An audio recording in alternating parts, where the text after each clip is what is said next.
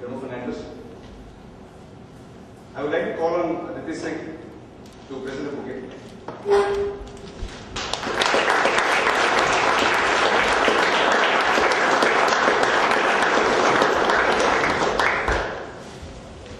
Confucius had remarked that a journey of 1,000 miles begins with a single step.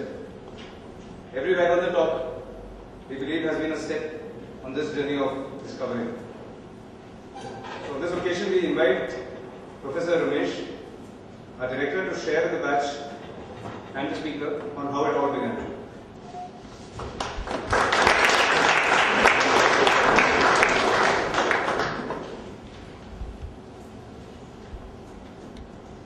I'm sure you want to listen to what Remo has to say, so I won't take too long.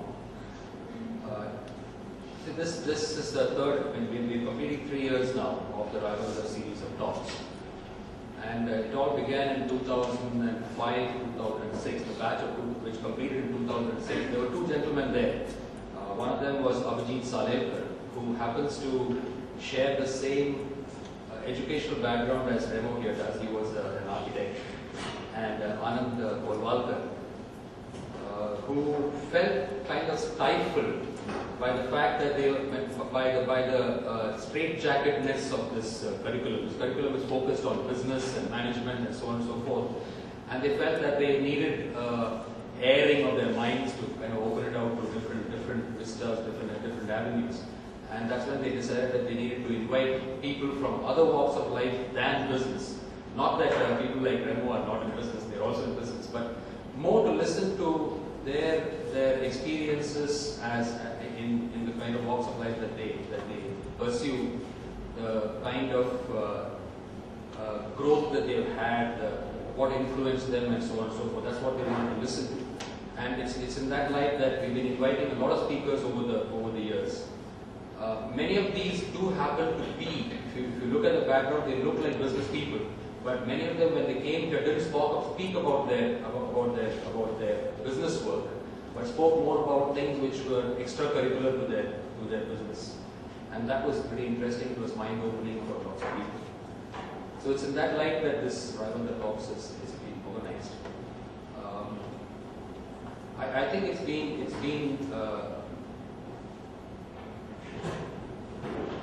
really kind of. It's difficult to explain this, difficult to put in words. Sort of opening the mind, that's essentially what it is all about. I mean, for students, batch after batch, they've had this experience of opening the minds to new avenues. And many of them, I'm able to understand, have even started and ventured into new hobbies and so on and so forth after having listened to the speakers. And there are a couple of instances where they've even left the world of business and gone into some other kind of activity. So with this, I'll just stop here and request. Yeah.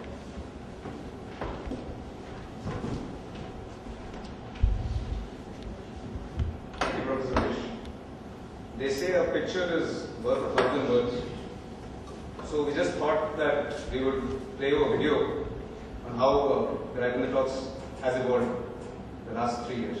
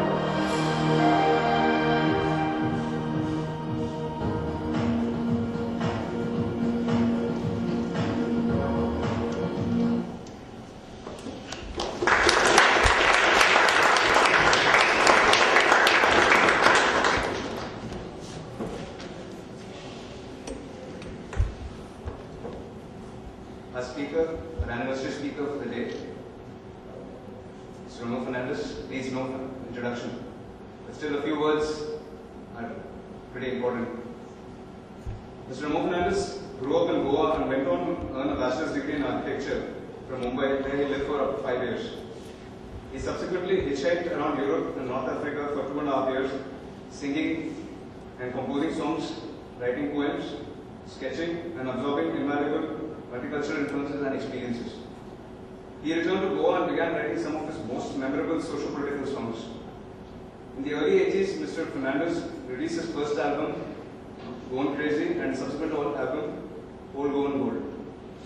It was in 1986 that Mr. Fernandez came into national limelight with a song composed with the late Prime Minister Rajiv Gandhi, titled Hello Rajiv Gandhi, at an official function, and also by singing at a concert for Bhopal gas victims, and finally by composing and performing for the title song of the movie Jalwa.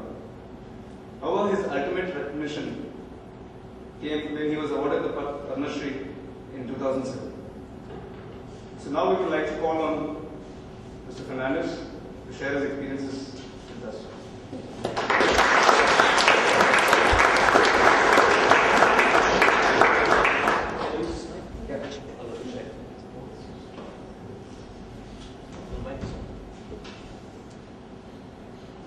Check this.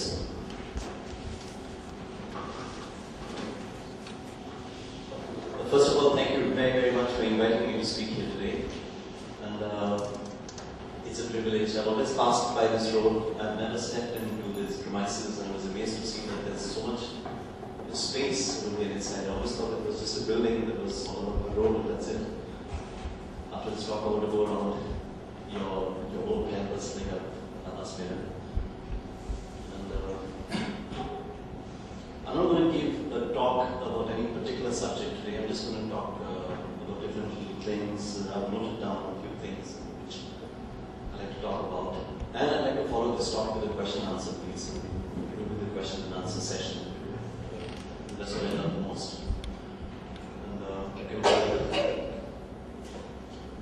So all of you are going to have MBA before your name or after your name after that. It's very impressive. It's really great. But I'm sure that most of you are not going to introduce yourselves as, hi, my name is MBA Fernandez. Hi, my name is MBA Susan. Have you noticed it's only doctors and people in the armed forces in our country, all over the world maybe, who love to throw that title at you. Although you meet them under circumstances which have got nothing to do with their professional line, it's always, hello, I'm Dr. So-and-so. Major so-and-so. In that case, in that case, I'm architect Remo Fernandez. I don't know why people love to throw their titles at you. MBA is not, I'm sure, because I've never been introduced. I mean, I've never met somebody who's introduced himself or herself as, hi, I'm MBA so-and-so. That's the nice thing about it.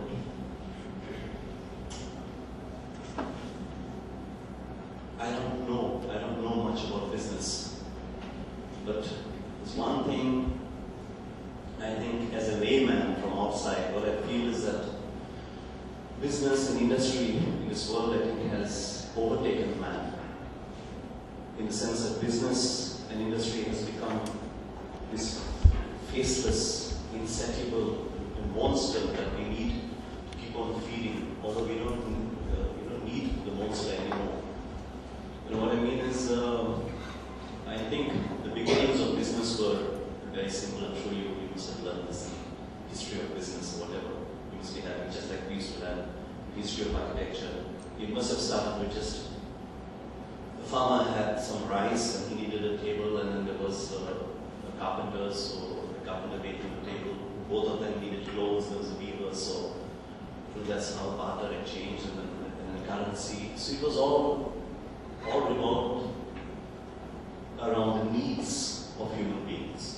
And whatever they needed was manufactured by somebody else.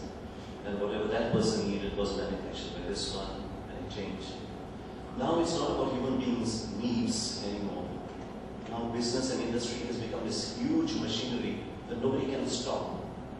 You've got to keep on and on and on feeding feeding it with raw material, with sales, with advertising. And therefore, because half of what is manufactured is not really required or needed or even wanted by the people, that's where advertising comes in order to make people believe that they need it, that they want it, and that they are so unhappy without it. And so we've created this monster which has overtaken us. And it's the same in the music business. It used to be about, okay, there was an artist who had composed a wonderful song and the record company felt, hey, this song can really be a hit. Yeah, so let's put some money behind him and let's give him all and let's promote this song. And it used to become a hit. Now it's not because there is already a fantastic song there. It's because they just want to promote and produce a star. And even if the star cannot really sing, it doesn't matter because the computer will take care of all the false notes. The most important thing is for the star to look good, to have a great body, and to be willing to expose on television. And then comes the song. That's like secondary. Then they hire a composer to write a song for that star. Then they hire a lyric writer to write lyrics for that song, and a music director to put it all together. Then they hire the video director to make a good video. So the star is not created because the star already has a fantastic song. No? That has become secondary. That is the sad part of the business in music. There are other aspects of business in music which are even more sad, which I'll tell you about in a while. Talking about this monster, I feel that we, human beings, I think we're the only animals on this planet who don't know how much we need. And therefore we want too much. Because we don't know how much we need, how much we actually need. Therefore we crave much too much more than what we need. It's like, you'll never find one sparrow, because he's rich, he doesn't have this huge nest with 5 rooms inside. And the other sparrow, because he's poor, he doesn't have a smaller nest. Every sparrow knows exactly how much he needs. We are the only ones who don't really know how much we need. And it's not only about material things. We in Goa had this paradise. Goa was a paradise. And do you think that we were happy? Do you think we were happy about it when it was small and natural and unknown by the rest of the world? No, we made a noise. We said, Goa is so wonderful. It should be known. What is the government doing about it? The tourism department should promote this and should promote that. Now that it's now that it's becoming overpopulated and overbuilt and overcrowded, now we're shouting saying that, oh, we want to go back to those days. When the carnival was a very small festival of the people, by the people, were we happy about it? Yes, we used to have great fun, but we were complaining. It's again saying, what's the tourism department doing about it? They should promote it, make it a big festival. And we insisted that the government should come and promote the carnival. Although we know that the government has got the Midas touch in reverse. If the government touches gold, it turns to rust. But actually most of the gold goes into the pockets. But whatever the government touches rots, and we know that. And yet we insisted that the government should promote the carnival. Now it's reduced to a farce, a commercial farce, I think. There's no joy in the carnival really. This year I attended the parade after many years. And the very fact that there's a barricade between the people and the floats, that itself is symbolic of how the carnival has moved away from the people. It's not of the people anymore. That barricade symbolizes it all. Another thing I feel is, all of us know that India is in the process of undergoing this huge boom, this huge, opening up in every way. The problem is that, I feel, is that we think that progress means urbanization. And that's all that we can think of. Progress is urbanization in the sense that a place like Goa, a place like Ooty, a place like Simla, a place like Dehradun, all these places have been ruined because all these places have been turned into cities. Because that's what we equate progress with. there's progress in Goa, therefore buildings, therefore Nike, therefore McDonald's. McDonald's still hasn't come, very soon it will. And Domino's, and every place looks the same in the end. What we don't know is how to develop one place as a beach resort, another place as a hill resort, and to make special laws for these places. The laws are all meant to be broken in this country, I know, with Bradley, but still. Every place does not have to be urbanized, and that is what we fail to have in our planning. Talking about business, there's a big difference between being commercial and being mercenary. Being commercial, I think, is absolutely fine, as all of you know. But being mercenary is refusing to do anything except for money, even things which are altruistic, which ought to be altruistic. You know, and it's come to such a state now that even someone trying to have a festival, like the festival at Fontaines, it was started in order to preserve that old Latin quarter, the old architecture there. It was a free festival for the people. The organizers told me that when they approached the press and asked them for articles about the festival, some of the press people asked them, so how many ads are you going to put on our papers? So if you put ads on our papers, we will give you articles for them. We will write articles about your festival. There's a festival which is free and is meant to promote and to preserve. And that is being mercenary, doing something only, insisting on money for something which ought to be for free and for better use. It's like in the music business, another thing which a lot of people don't know, is that when you switch on a music channel, whether it's radio or MTV or Channel B or B4U or music or C Music, you see the videos that you see being played very, very often in the day, like 20 times a day. A lot of people think that they're being played because they're big hits. No, they are only being played because the producers of the song have advertised so many lakhs on that channel. They've advertised so many lakhs worth of airtime on that movie or on that album, and therefore the channel will play that song so many times, and they will push it down your throats until you go out and buy the CD. And you think you're buying it because it's a wonderful song and because it's a hit. That hit has been manufactured with nothing but money.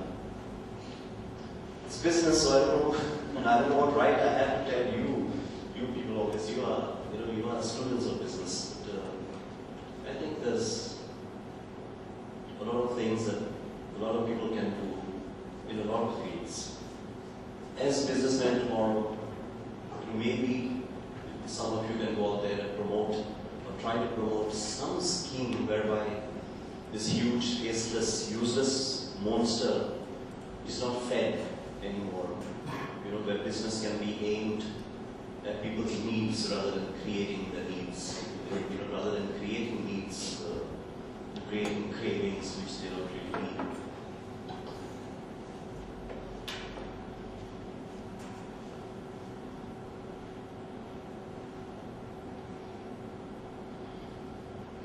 We like to think that in the West, I hope that my topics are not boring or totally irrelevant to you. I know that they're not relevant to you. Because I didn't really come to talk about music. I don't like to talk about music. I was going to say that we like to think that people in the West are all very disciplined and everything runs fantastically over there simply because it's the West. And here in India, it's okay if everything is messy and everything's dirty and nobody observes the rules. We think it's okay. If we are Indian, we are like that only. We love that phrase now. And we almost think that they are different from us, and therefore, if they are expected to lead lives where they observe traffic rules and cleanliness. Are they really different from us? And just because they are white, is their DNA different? Is it that DNA which makes them observant? And because we are brown and we have black hair, does it make us not observe rules or something? No, it's not. there's only one reason why they observe rules and we don't. And that is because over there they have someone with a stick behind them. If they don't observe rules, they are fined, they are jailed, they are punished, whereas we are not. We are not because our authorities, the enforcers of our law, are not doing their job. The legislation is there. The laws are there. They were thick books and piles of books of laws are there. But the enforcement is not there. Anybody can get away with anything. So whether you throw that piece of paper out of your car window or whether you don't throw it, it's the same. You get away scot-free. Whether you drive on the right side of the road or the wrong side of the road, it's the same. Whether you build an illegal rule somewhere or you don't, it's the same. Everybody gets away scot-free. So why not do it? And it's this enforcement that we need because after all, I feel that we are all like little children. And little children actually crave some authority and some discipline. They will try to get away with murder, they'll try to get away with anything, with being naughty. But they're actually dying to have a parent who will say, no, don't break that. Behave yourself. Deep inside they're dying for that.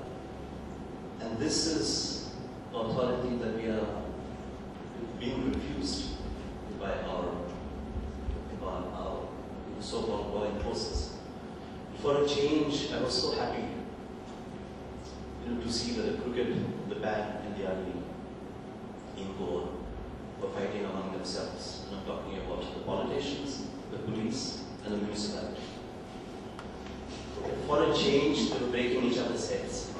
And we, the people, were out of it. We could just watch all these groups. We know exactly how corrupt the municipality is. We know exactly how corrupt our politicians are. And we know exactly how corrupt our police is. And for a change, these three groups were breaking each other's heads. We were left in peace, watching the tamasha. But a few days later, that's it. We were dragged into it. We were made to suffer, as usual. Why? Why? Because one of them decided to go on strike and to pile up our city with garbage and to maybe spread disease. Okay, tomorrow a baby can die out of a disease caused by that garbage.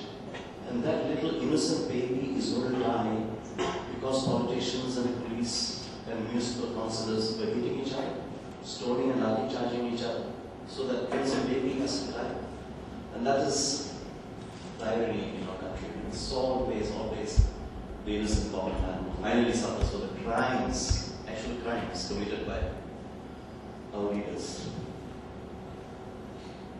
Talking about babies, we as Indians are always very proud to boast about how much our kids have achieved at a very young age. And we're very proud to say, oh, my son is only 4 and he's already in the first standard. And my daughter is only 22 and she's already a doctor. And just for the parents to be able to boast about it, only to satisfy their selfish egos, they force that child to go through such stress and trauma, by studying things ahead of their years.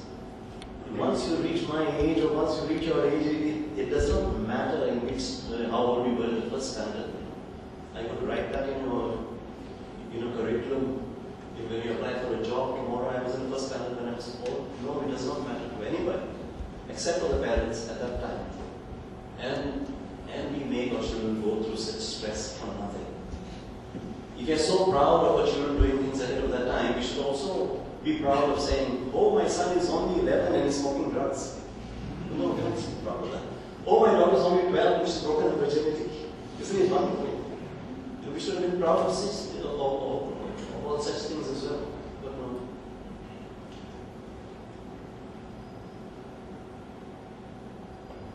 I'd like to talk about something a little personal.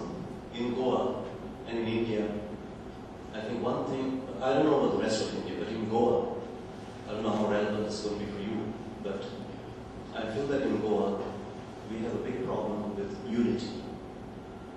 We Goans can never really be united together about something, for something. Like for example, when I wrote an article about e-fee some years back, And I criticized not if. All I was saying is that if the government has 120 crores to spend on a film festival, then they should first spend 120 crores, at least 120 crores, on our health and on our education. Because I feel that these two are the basic needs of people.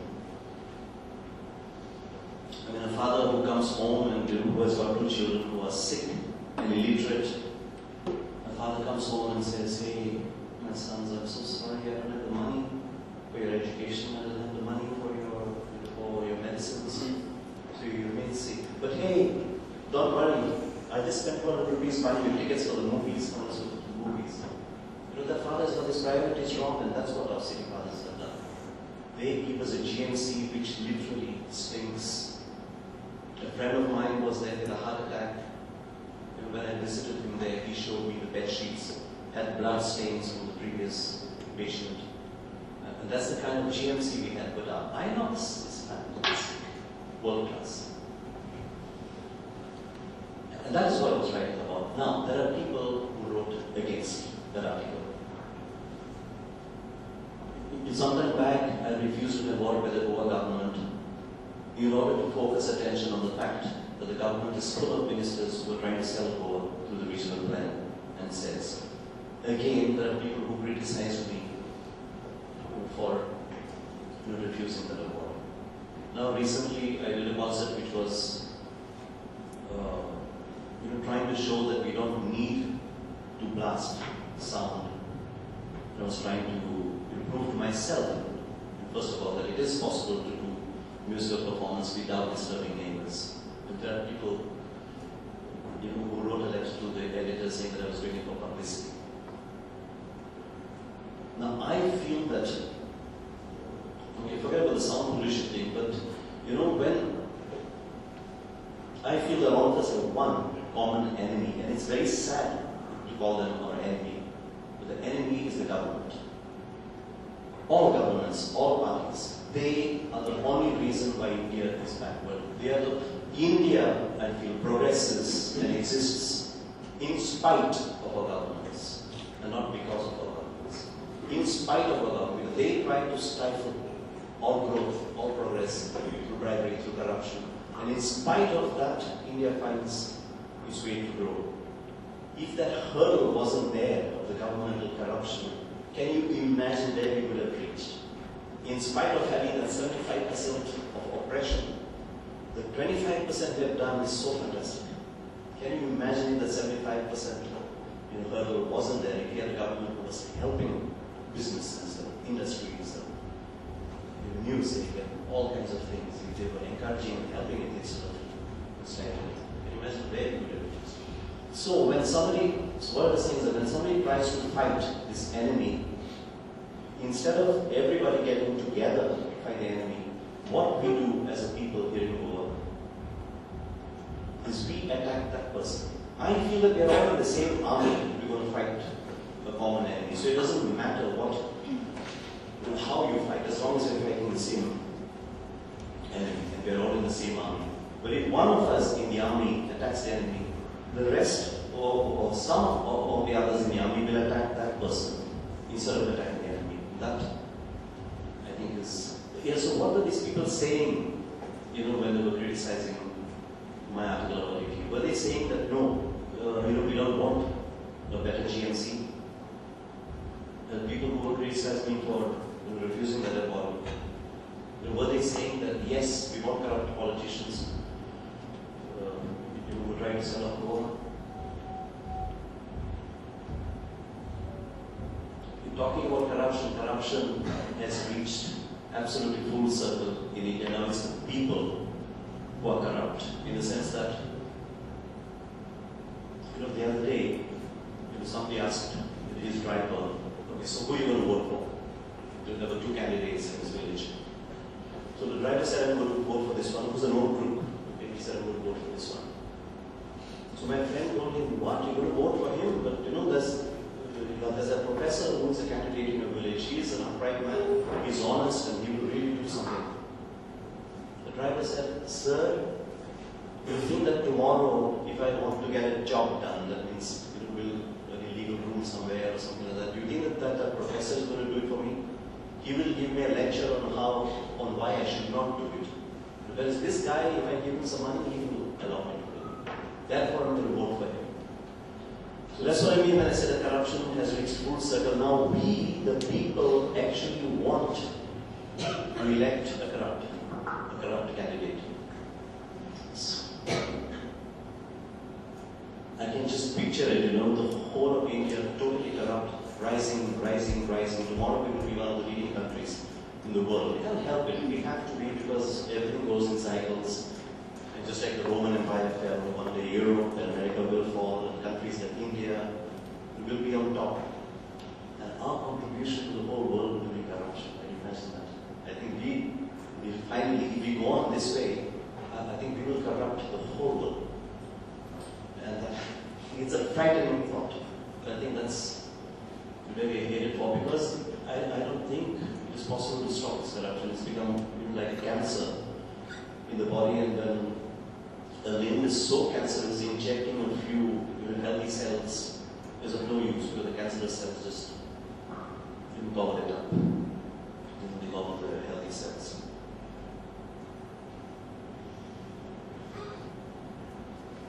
Listen, I have nothing else to say.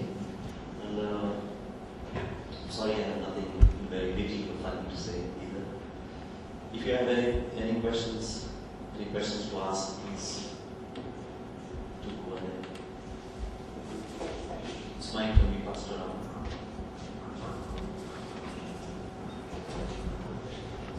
Questions? Whether you have questions or comments or whatever.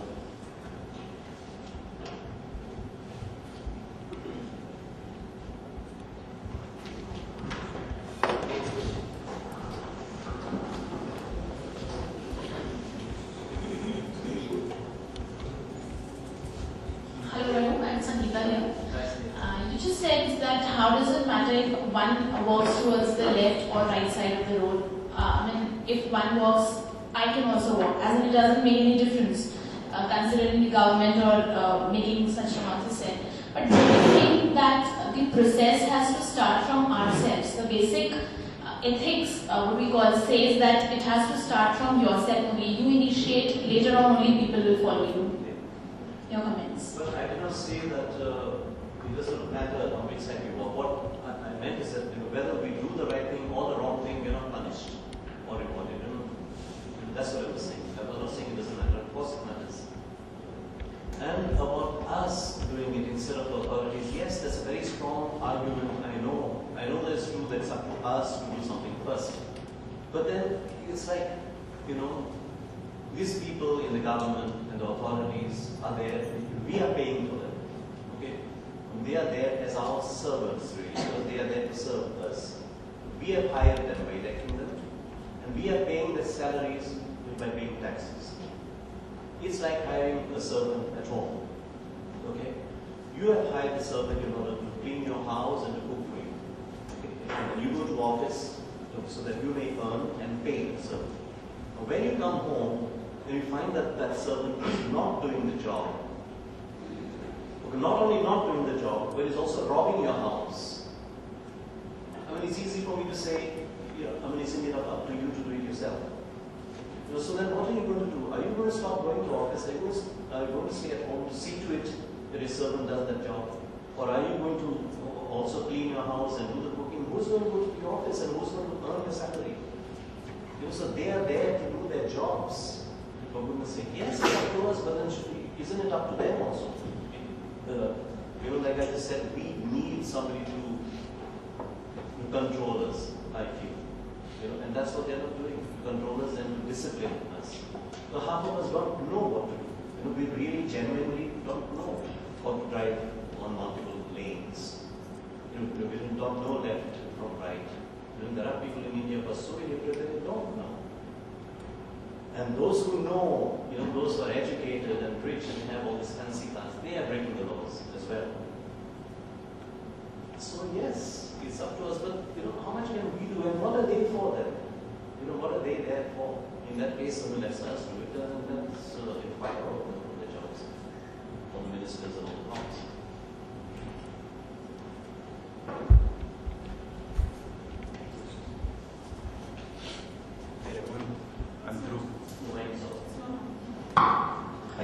and through.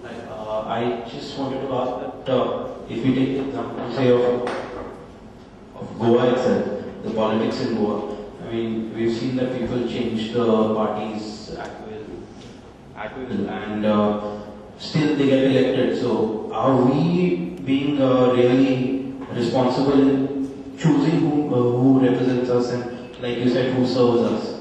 Are we doing that actually? Yes, absolutely. We have to blame. That's what I said when I finished. Now corruption is gone full circle, and we actually prefer. There are people who actually prefer to elect a corrupt person, and that's why I ended on such a pessimistic note. There's no solution for this. Once the people also prefer to have somebody who's corrupt, where is it going to end? Where is it going to end? And who are they going to vote for? Because it's the same people, it's the same choices that they have in the candidates. An honest man does not even stand for these elections anymore because he knows that the system is so corrupt, like I was saying. An honest cell, a healthy cell cannot really survive in a totally cancerous body or a cancerous liver. And that's the proportions to which it has reached, unfortunately. The only solution, to my mind, in India is something which cannot exist. And that is a good dictator. Because good and dictator, unfortunately, have never gone together in the history of mankind. But only a dictator can put a stop to this. Because no elected representative can, because even if there's an honest man at the top, his cabinet has to be made up of all sorts of thieves, and in order to stay in power, he has to accommodate them and compromise, and so it goes on and on and on. So yes, we are the ones who are electing them. Number one, we have no choice, and even when we have the choice now, the people have started preferring to elect someone corrupt. Yes.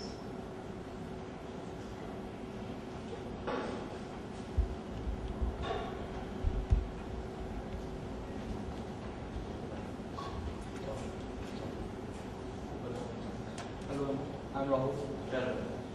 You said something about that beautiful cities like Goa and Shimla being destroyed because they are being urbanized and everything. So what do you say, that we should not open cities like Goa to the world and tourists coming in from all over the world to Goa? And would that mean that we should keep cities in isolation to preserve them and not open them up for the world? Okay, I'll tell you what I would do if I was that good dictator from India. Okay, I'm allowed to have a fantasy, right? If I had absolute powers and if it was up to me, what I would have done is this kind of naturally beautiful places which are attractive to the whole of India, to the whole world, as natural holiday resorts. I would declare them protected natural places, and I would not allow people from outside the state to buy land in these places, in all these places. Okay, as Indians, we are supposed to be able to go anywhere. I know that's a law. There are some places where I would make it not possible. Simply in order to preserve these places for exactly those people from the rest of India to come on holiday. Now, Goa was such a beautiful place where people from Delhi, from Mumbai, from Calcutta and Bangalore would come to distress, from all that is distress. Unfortunately, after coming here, their business senses start. While they're distressing on that hammock or on the beach chair, they're thinking, price of land here, price of land there. And they bring urbanization here. And then they make this a stressful place. So after that, where are they going to go in order to distress themselves? Where are they going? All of them also need a beautiful place to visit. So I would allow building in Goa only enough to house these tourists. Beautiful buildings, going with nature, going with the Goan architectural style. Only enough to accommodate these people who come here out of love for the peace and quiet and the nature. And then they can they could go back and then they can come back to Goa when they want. And leave Goa in our hands and the hands of Goans to look after it for you. We have done a pretty good job of it all this time. We've looked after Goa pretty well. We are distributed very clean and very tidy. So allow us to do that. And we keep it clean for you to come and enjoy it and go back. That's the way that I I would keep some places in India so that all of us could go there and enjoy. Imagine similar like that. Imagine where are those like that instead of the concrete jungles that we get in all these places. Another thing. Sure. You said that the politicians have gone corrupt and we don't have people to choose from. Actually, how many of us do our duties from our part before saying things for the other people? Because we are all over 18 here and I don't think any of us goes to vote or do any of our duties that we should do. When we are not doing our thing, then can we raise a finger on other people? About not going to vote, when you have to choose. At the last elections, they were asking me who are going to vote. And I said, listen, I've got to choose between the devil and Narkasura. So what's the use of voting when you know that? I said it openly on national television. I said the Congress is corrupt and communal. I said the BJP is communal and corrupt. What are my choices? So if you don't go to vote, please don't feel very guilty. But if there is a good candidate and if you don't go to vote, yes, then you should feel guilty about not doing something. But with the present list of candidates, another solution would be if there was unity all over India. Another solution would be for everybody to boycott elections until we have clean candidates. But that unity will never happen in India. And I believe I found out from a lawyer, I believe that unless there's a certain percentage of voters turn out, the elections are held invalid. If we could only unite and refuse to go to the ballots until they had only clean politicians, that would be another big solved problem. But that's again due to unity among Indians, among Goans and among Indians. It's sad. Thank you, sir.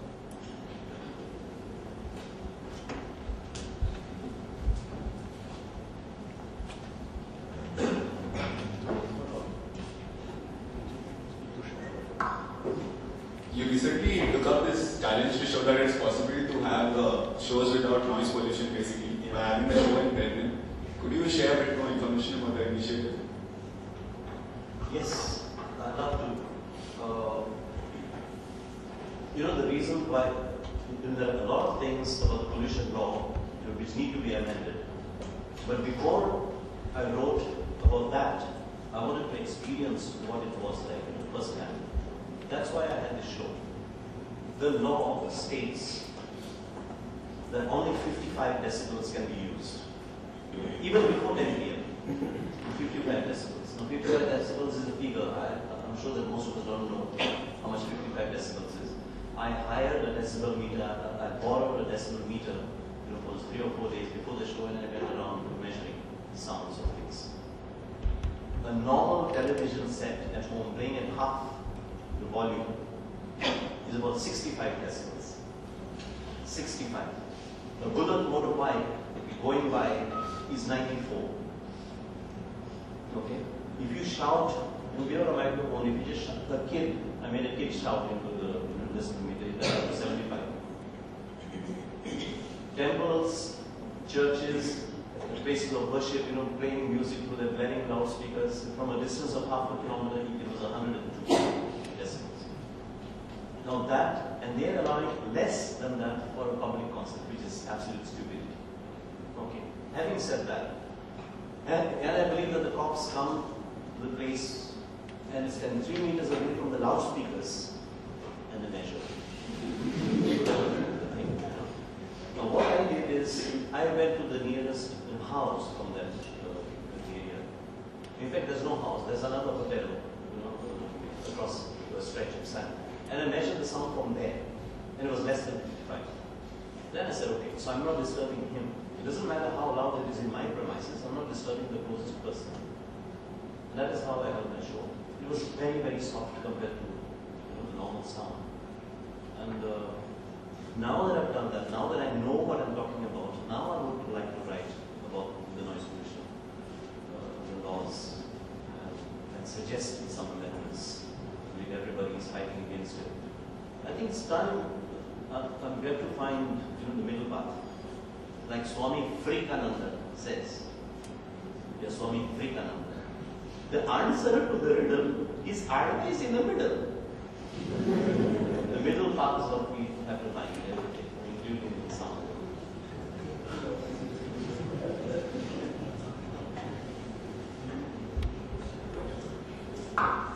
Good evening, sir. I'm Tali. Sir, I noticed a little contradiction in your own speech when you first mentioned that the government is at fault or is to blame for almost everything that goes wrong. And at the same time, you say that Goa doesn't have unity. So when you stand to fight against the government and you do not have anybody with you to support, what is it that you do? What is it that I do? And where's the contradiction in this? Because if you are to fight the government, you will need support from the people that you are fighting for. But you do not get that because, like you said, Goa lacks unity at all. But there's a contradiction in what I said. I don't understand that. So you're fighting alone against the government. Yeah, I've always done my things alone. I've always been alone. I've never been part of a party or a movement or a club. I've never been the person who can, I'm not part of the Lions Club or the JCs or the Rotarians or something. I've always been a loner in my work, in whatever I do. So if I raise my voice, it's only as myself, for myself. I'm not part of a political party. So yes, if nobody wants to, and it's not nobody.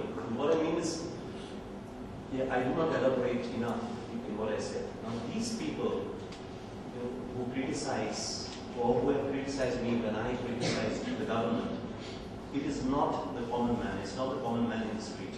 And I meet the common man in the street every day when I go out, because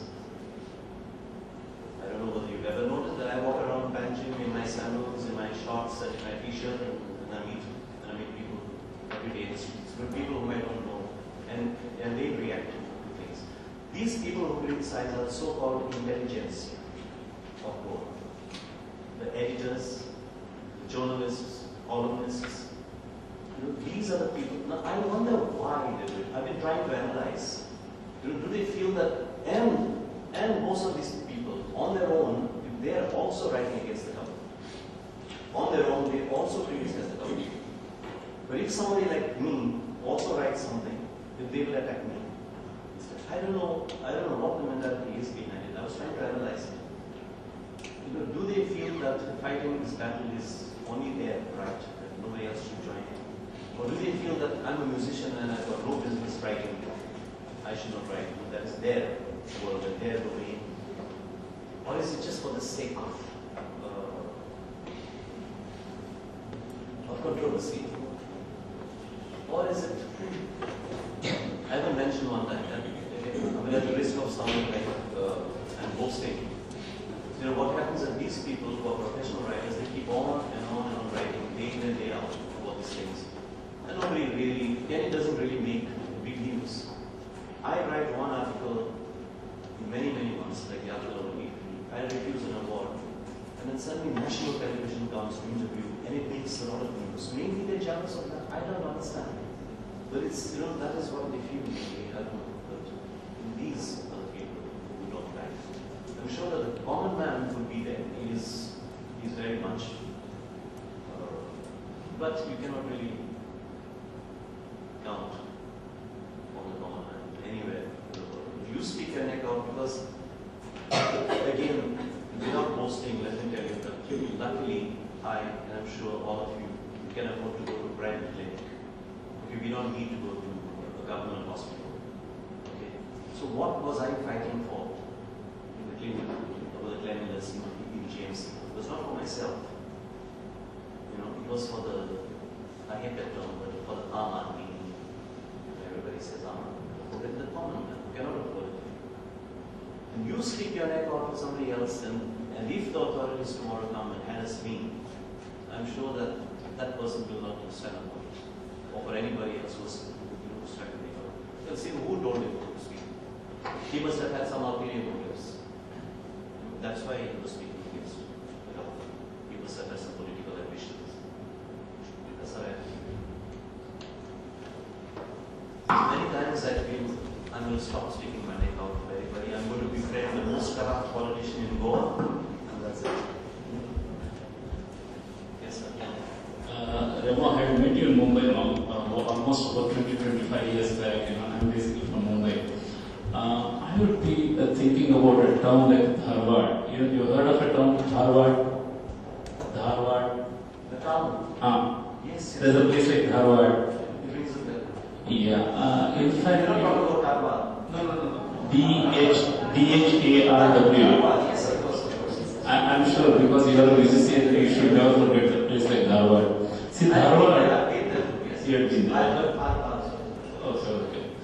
See, it has produced a lot of classical singers.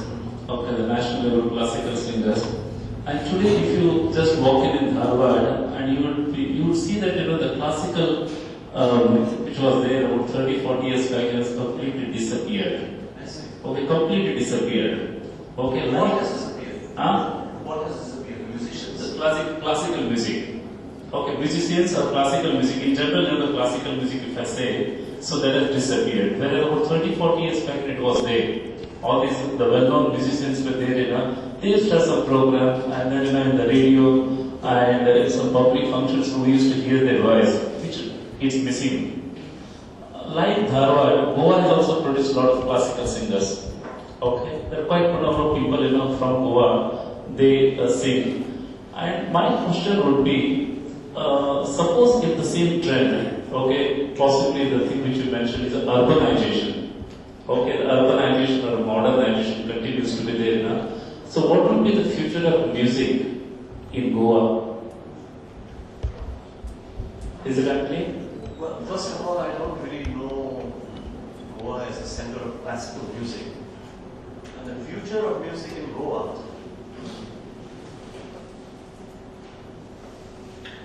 I know that the present of music in Goa lacks a lot of originality.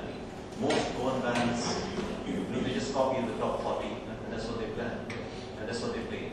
Nobody composes their own music, unfortunately. No one even tries. And I read in some interviews of theirs, and they say, well, we would like to make our own music, but we don't get the time. We meet once a month. I have tried to write a song, but I don't get the time. And to answer the next question, they say, oh, we practice 5 hours a day. Yeah, so in order to practice those copies, the songs that they copy, they have all the time in the world. So the present is seen in music in Goa. I've always tried to encourage and to ask people to be original.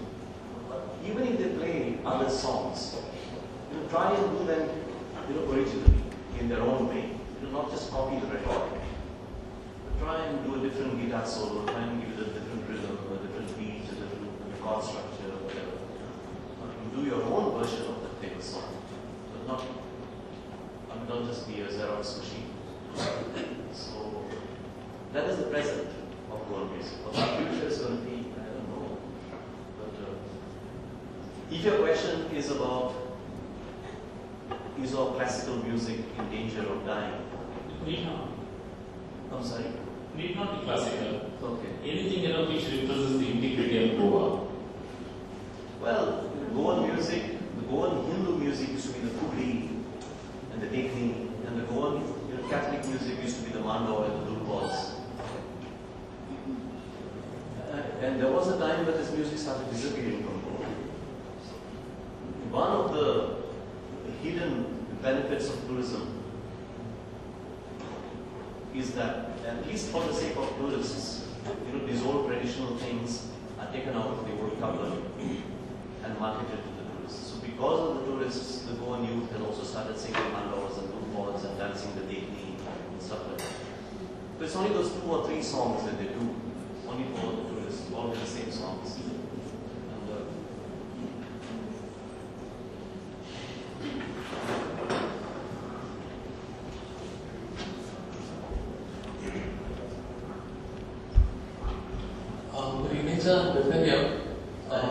My question to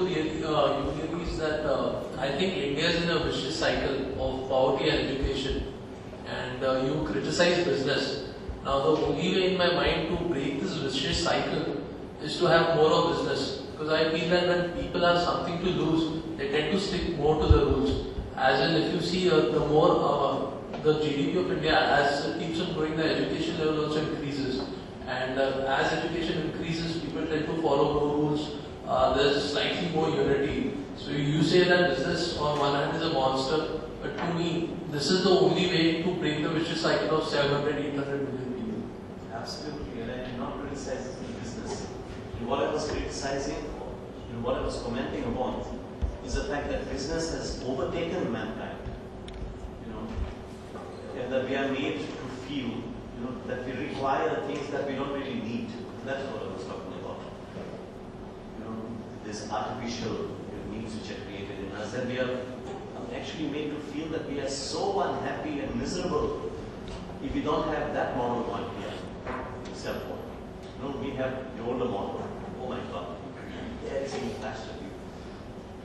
I'm not criticizing business at all, but let man rule business, and let business not rule man. That's what I was saying.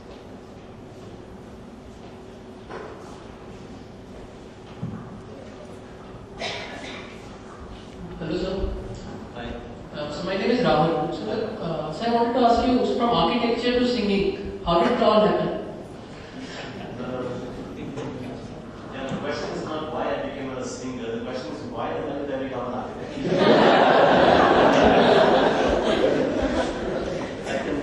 I can never remember not thinking of myself as a musician. Ever since I went up on stage for the first time when I was 5. So I was always playing and singing. It was always put in my mind that music was a lovely hobby.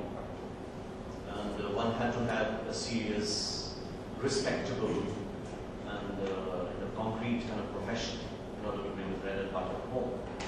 And at that time it was true, music was not really yielding as a profession. So, yeah, there was, when I was a kid, there was this cousin of mine who came back from London. And the whole family made a big fuss. Oh, he's coming back from London. There's a former architect. I said, what's an architect? Why is everybody making a fuss about him? What's an architect? So they're doing that an architect designs houses.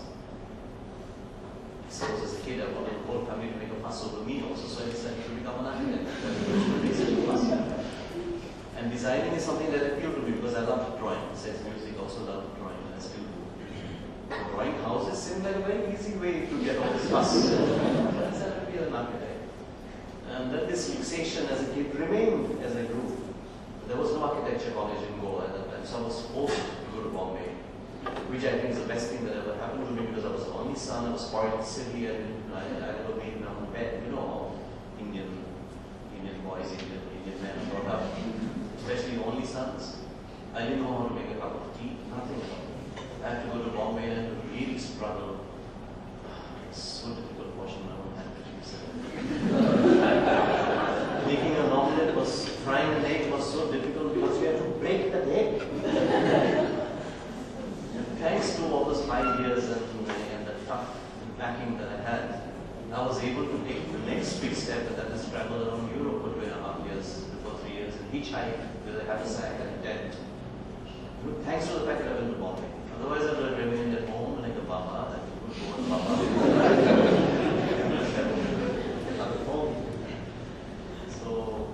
So the question here is, why did I become an architect? The music was always there. Halfway through architecture, I saw clearly. When I was 18, I saw very clearly that it doesn't matter how much money music brings. I've seen clearly this is what I love doing, and I've decided to spend my life doing something I love doing, not something I hate from 9 to 5, just in order to earn the money, and then come back to this hobby which I love, and give that hobby half an hour a day, and do something which I hate for 8 hours a day. No, I said it very clearly, and I wrote to my dad at that time and said, listen, I'm not going to work as an architect, so I'd like to stop the course and come back home. My dad was a very wise man. He did not force me. He advised me. He said, listen son, you've already finished 3 years, only 2 left. It's your life. You do as you like. But my advice to you would be, you finish those remaining 2 years. otherwise you'll always feel that you're a failure, that you're a dropout. Tomorrow music does not work out, you will feel frustrated, you will feel, oh, why didn't I finish my architecture? So that's why I finished the course, really get off my heart being, let's finish it for the sake of finishing, then I went full-time.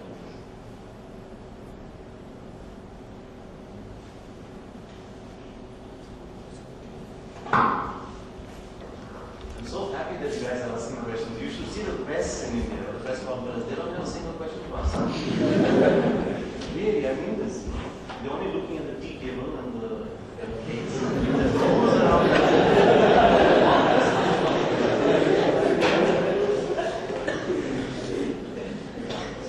This is a question of myself. A couple of years back, I read an interview of yours on the release of spiritual channels. Yeah.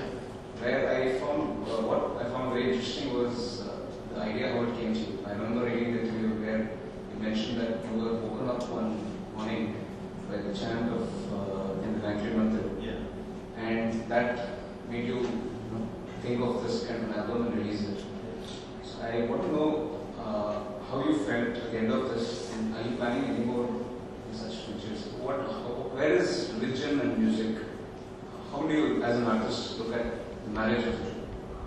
Religion is something which I don't much care for. Spirituality is something else. And spirituality and music and everything else in this world and business, they all is one, right? And it's not just a theory. All should be one. That's why I say that business should be human. I'm not saying business is bad. I'm not saying if it becomes inhuman, then it's not spiritual. It should be. So music and spirituality obviously go hand in hand, much more obviously than business. But even business, if it's done in a spiritual way, and the spiritual has got these connotations of holy, blah blah blah. It doesn't have to be that. I don't know whether you guys read the book Siddhartha by Herman Hesse. In that book, he's the son of a businessman, or he's being brought up by a businessman. And he goes to do business with a trader in the next village. And the trader does not want to buy anything from him, but he says, stay on for the marriage of my daughter, which is next week. So he stays on, he has a great time, and he comes back. And his father says, what, you have not sold anything and you wasted so much time there in the week? What, you wasted time. He said, no, I did not waste time. I gained a friend. And I know that from now on, he will always do business with me. And I felt that there was something spiritual to his approach to business. And it was not just business. Okay, you don't buy, I'm going. No, there was the human touch. What am I talking about? What is it? Yeah, spirituality and music. So the same spirit can exist in business, in music, in art, in medicine. There are doctors who are mercenaries. Although you don't need to be operated, they will tell you, you've got to operate really soon, otherwise by tonight you're dead. They actually tell you. Right in you. You'll be cutting off a part of your body just so that they can earn some money. It's happening every day, right now. So if there is some spirituality in a doctor, he would never do that. So spirituality goes with everything and can be and should be in everything, in business, in music, in medicine, in trade. I have a question. Yeah. You spent some years hitchhiking, you said, in Europe. Yeah. How does that affect you and your music? I cannot answer that from a specific, with a specific answer. Like how it is affected practically. But obviously something like that opens your mind so much, especially when you've never left India before. I never left India before. And hitchhiking and traveling and just seeing people and meeting people and visiting the cities and seeing these fabulous museums and hearing fantastic concerts, all that influences you, affects you. One thing which I can say very specifically what it did to me, spending those 3 years in Europe, was it made me realize how Indian I was. It's very curious, because when we are here, we can be so westernized, some of us. Because none of us is wearing dhotis and kurtas. We are all of us are pretty westernized, we're speaking in English. And it's only when you go to a Western country, I think, you realize that, hey, you're not all that westernized after all. There's so many things in my mind which are Indian, my way of thinking, my way of feeling. So I came back and I formed a band which was very Indo-Western. I had already formed one before I left India. Then I came back and from there onwards my music became very Indo-Western. I hardly wrote any more songs which were purely in the Western style.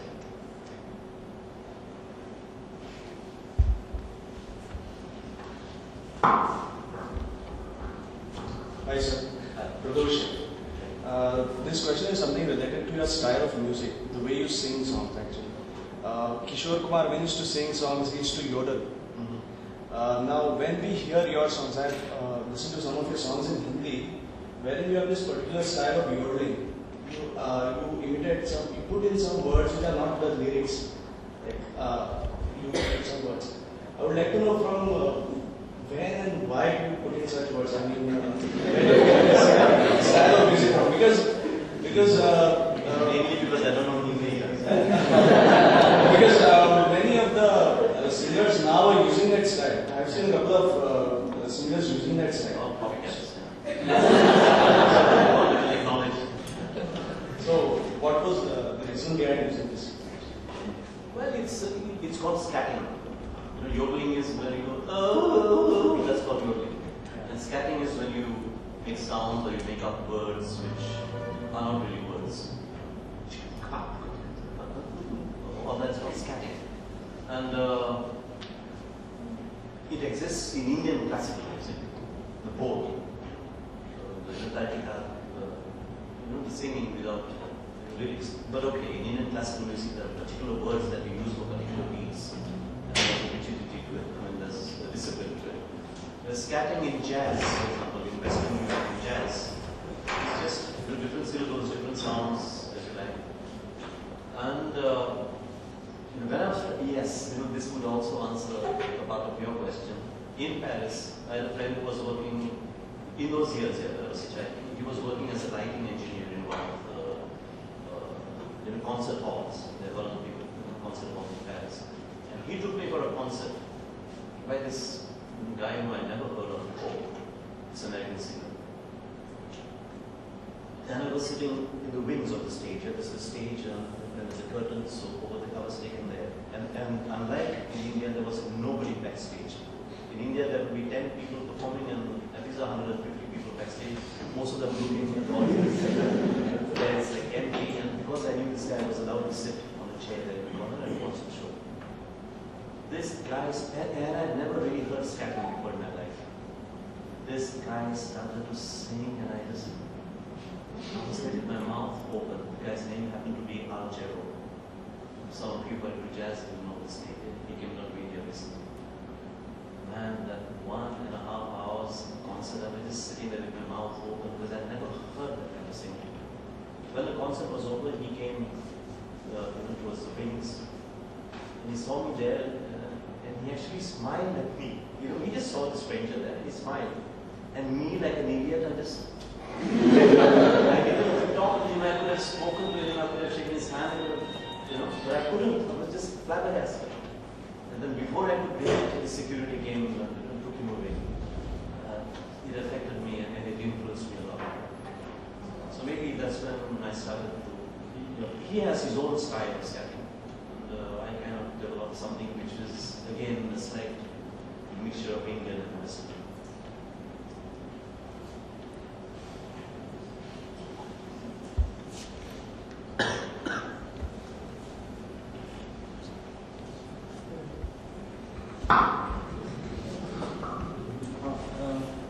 Asking about the music, what are your views about the film music that is going on nowadays? Because you came out with a band with Hama from Bombay, but nowadays you are not seen in the movie music area. So are you disoriented or something like that?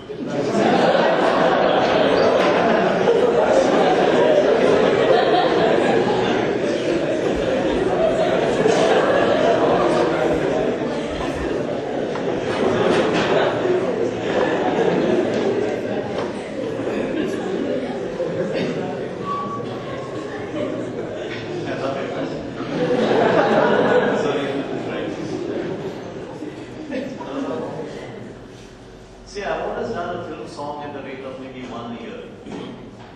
I do not really become a playback singer. For that, the first thing I would need to do is to move to Bombay. Over there, a playback singer records 4 songs a day. Without exaggeration. He spends his whole day traveling between one studio and the other. So 2 to 4 songs every day. Out of those 2 to 4 songs that he records every day, in a year, maybe 4 or 5 become big hits. I was extremely lucky that by recording one song a year, a lot of them became hits. I was very lucky about that. Because the credit always goes to the composer, not the singer. The first person, I think, to whom credit should go is to the creator of the song. So, yeah, some of the songs were composed by me, so the credit goes to me. But others were composed by Rahman, by Jatin Dalit, Rhythm now recently. I still do your film song, I think at more or less the same rate of frequency. The latest one that, and they not all of them are not hits, you know. So maybe that's why I don't hear about them. The last one that was released, I frankly did not like it very much. Because My Name is Anthony Gonzalez was in that film, the song of mine. The one before that was Signal, Signal. So all of them cannot become hits as big as Hamper. But I will try to orient myself a little better.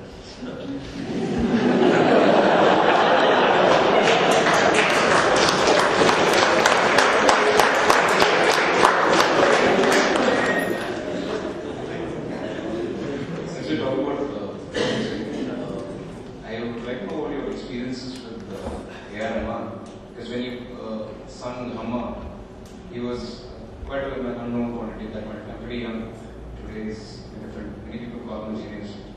So as a composer yourself, how was it working with him and the year? I found in my personal experience that working the best people, the truly talented people, have always been the most simple ones, the most easy to work with, the most easy to communicate. It is the people who don't really have genuine talent. They need to hide that fact with a lot of bravado, a lot of jewelry, a lot of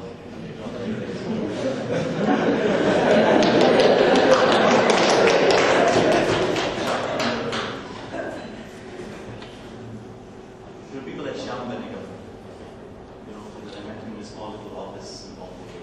Yeah, these people are so simple. And at the same time, when I say simple, I don't mean that they are simpletons. No, not at all. Geniuses, they are really talented artists. But their way of life, their attitude is really wonderful. Really wonderful. No bullshit about that. You use my Chinese. There's no put on artificial.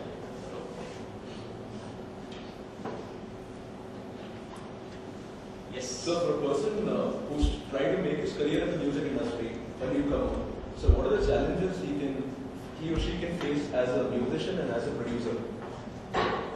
My advice to anybody who wants to join the music industry today is forget about music lessons. Join a gym.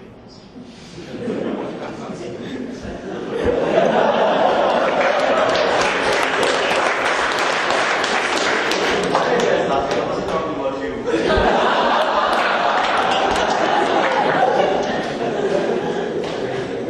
Number 2, get a good designer, get a good fashion designer. Number 3, send bouquets and chocolates to all the directors of television channels and record companies. That kind of thing. Nowadays, music industry, as I spoke sometime earlier, has become a mercenary business. Not a nice business. I'm not criticizing business. Only the wrong kind of business where it becomes mercenary. That's why I said there's a big difference between being mercenary and being commercial. Commercial is business. It's nice, healthy business. Mercenary is ruthless, only for the sake of money. And that is happening in the music business too. In the film, everywhere. And I think this is not America bashing, but I think America is the country that invented this whole system of corporatizing or organizing whole into one machinery, which is ruled by nothing but profit and loss. Whether it's the music world, the film world, the writing, the publishing world. I think America started it, but the whole world is following that system of commercialization.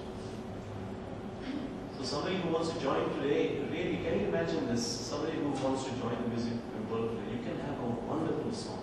You can be really talented.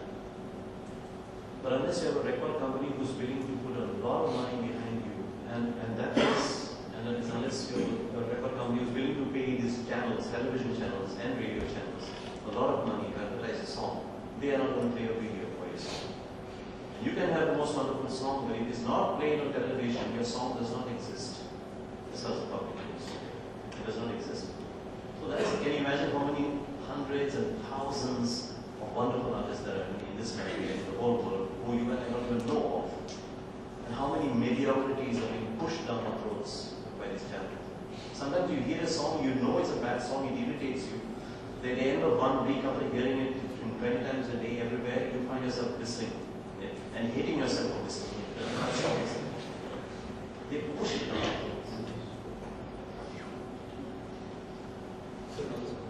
Sir, we've had great artists like the Claptons and Zeppelins and things like that, and even Freddie Mercury. Why is it in the present scenario, the industry hasn't produced a rock and roll artist of that caliber, that quality?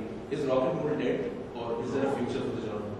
Rock and roll is not there. Rock and roll is corporatized. That is what's happening. You know, the artists that you have named in India, they come from what I would like to think of as my generation.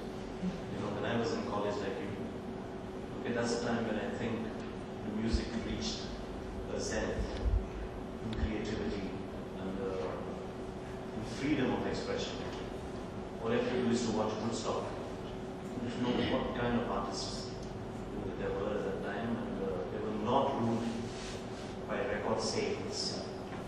And very important, you see Woodstock and you see what kind of an audience there was at the time. Because that same audience sat and listened to 3 days of music as varied as the softest, most angelic voice of Joan Baez. One woman alone with an acoustic guitar singing beautiful songs like an angel, to the loudest rock band like The Who and Jimi Hendrix and the Doors, and everything in between. That same audience. Today, the audiences themselves have become compartmentalized. You know, you go to a disco and you are a disco freak. You go to a techno party and there's only techno. If you are a rock freak, you will look down upon the people who like Bollywood, and if you are a Bollywood fan, you will not like this. Everything has become compartmentalized, including the audiences. And here in India, for example, I love so many different kinds of music. And one of the music that I love is Brazilian and Portuguese, some of those old songs, those old ballads, which I love to sing with just a guitar and no band. They're so beautiful, those old songs.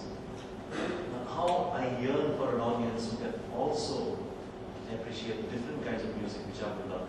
I would love to play something like symphonic chants, followed by something like Hamma Hamma, followed by something like a Portuguese song, and take the concept to different ways and things. But the Hamma Hamma audience, if I start to sing a Portuguese song, they will boo, or they will get restless. They will want to. And the way symphonic chants obviously also there. You know, so I loved performing the concert in Mandre the other day. It's sad to say that the foreign audience knows how to appreciate these different kinds of things, including Indian classical music. And they are foreign freaks, as you call them, who can also go to a rave party and listen to techno music all night.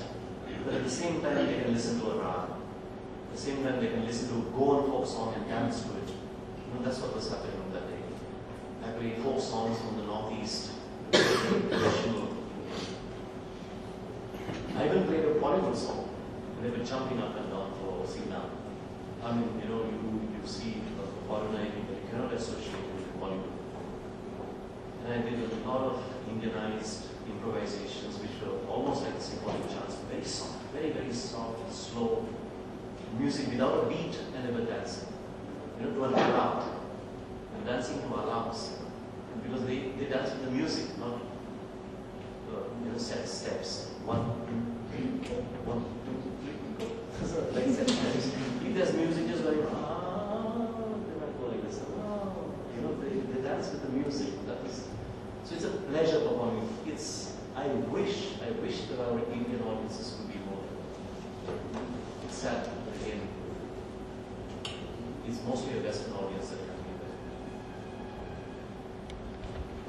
there. I digressed a bit. The musicians you're talking about, they belong to that generation and to that whole scenario in music.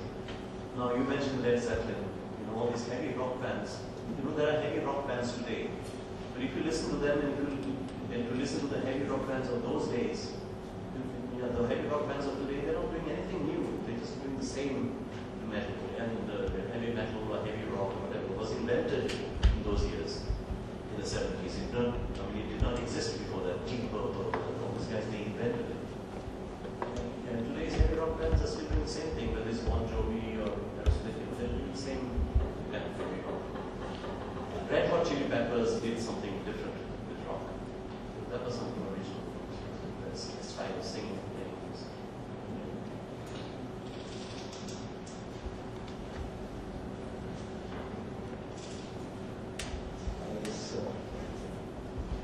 Thank you very, very much. I really enjoyed talking to you guys. I hope my lecture did not bore you. Your questions certainly did not bore me. Thank you very much for asking those questions because it showed that you are interested in me. I would have felt really unwanted and unheard, and I would have felt that I bored you if you don't ask me those questions. No, really, I mean this because I don't know. So this is my first exchange with people who are students of business administration. So I would have thought that I've really bored you or not if you don't ask me those questions. Thank you very much.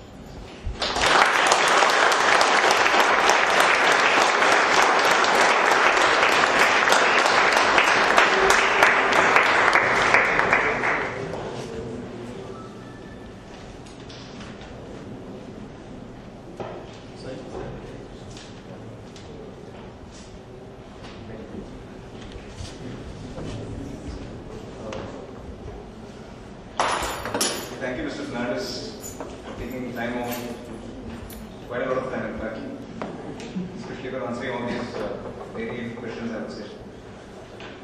As a note of our gratefulness, I would like to call on Murtuza to present a memento to Mr. Remo Fernandez.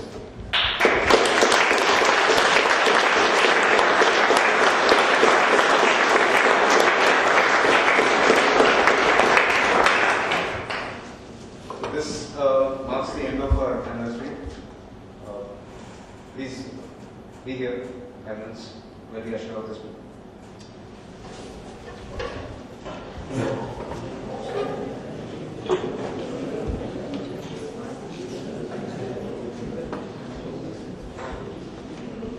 Bye, thanks a lot. All the best for all of you. Make lots of money.